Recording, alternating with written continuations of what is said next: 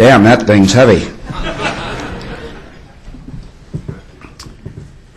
Peter, my dear friend, thank you very much. To the board of NAS, Bruce and Victor, congratulations to you. I now know what Herb, what Senator Clinton meant when she talked about that 3 a.m. call in the morning.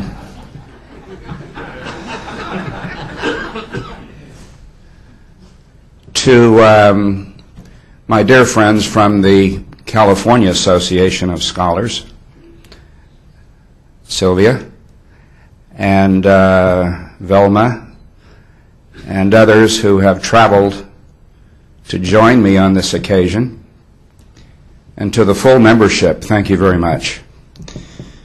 I have, over the last 15 years or so, enjoyed the support and comfort of your members through the battles that we've waged in various states, and especially during my 12-year sentence on the Board of Regents of the University of California. We are here in our nation's capital at a time when the country is really demonstrating something that I think all of us in this room believe devoutly, and that is that the American people are inherently fair, and that the colorblind vision is in fact the right vision for America. In about 10 days, Senator Obama, President-elect Obama, a man who by America's one-drop rule is a black man, will become the 44th president of our nation. Although I did not vote for him, I think he earned the election by the rules of merit. He ran the best campaign. He made the strongest case to the majority of Americans, and I am willing to accept that verdict and to wish him well. I think we all do.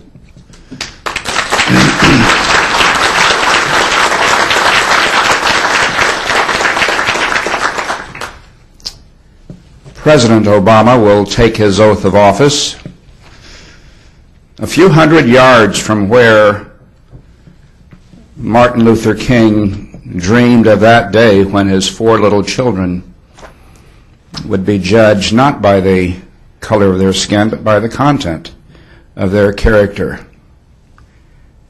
And when he takes that oath of office, I'm sure that the spirit of Dr. King will be there with him, smiling broadly that the nation that Martin Luther King loved so dearly, if you read his works, you will understand the profound patriotism of King as he talked about the Declaration of Independence, as he talked about the Constitution, and as he waxed eloquently about what a nation we could be in this beloved community if we cast aside color.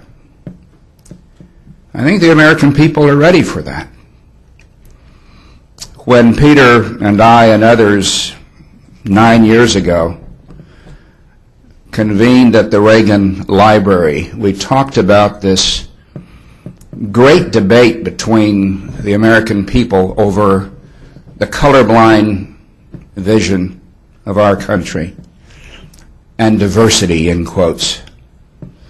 It's a great conflict, because if you believe in color blindness, you cannot believe that it's appropriate for the government to be pursuing diversity.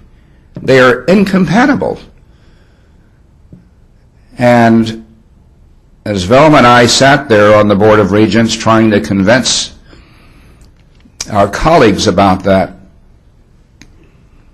that conflict never escaped me. How can logical people believe that if the '64 Civil Rights Act says we shall all be treated equally without regard to color, how can it be that we're practicing what amounts to racial discrimination in almost every act that the university finds itself engaged in? And so over the last 15 years or so, we have, many in this room, have waged an effective battle to get rid of race preferences, to get rid of the government's legitimizing its pursuit of diversity. Emphasis on pursuit, because it's the pursuit itself that is so outrageous and that ought to repel all of us. But this battle is not just about getting rid of race preferences. It's about trying to get rid of race.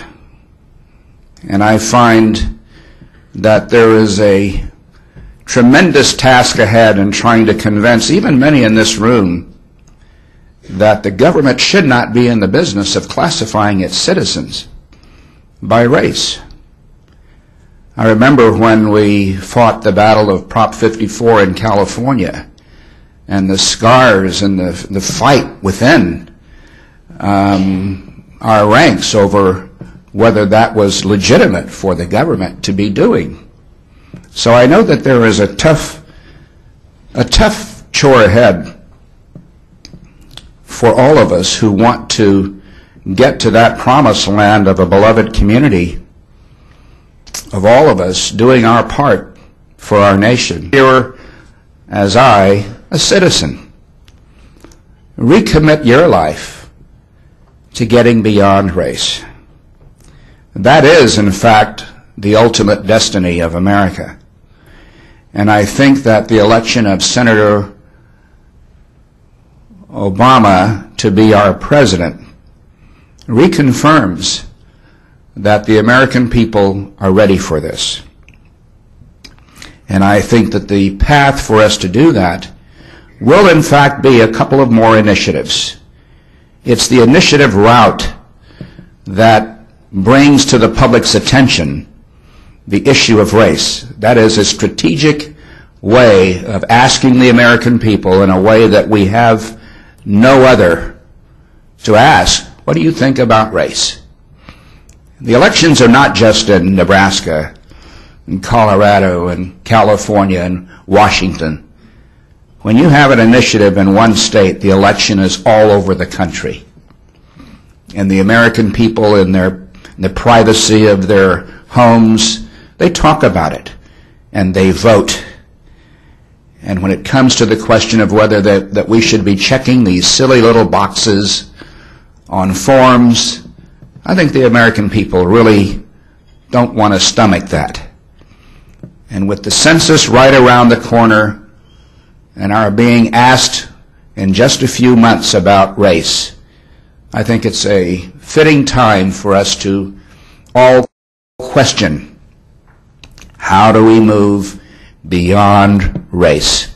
So thank you very much for the honor which you have bestowed on me. I am delighted to be among you. I told Peter today that I want to become a member, and he's going to carve out some sort of citizen membership for me. So thank you very much. I appreciate it.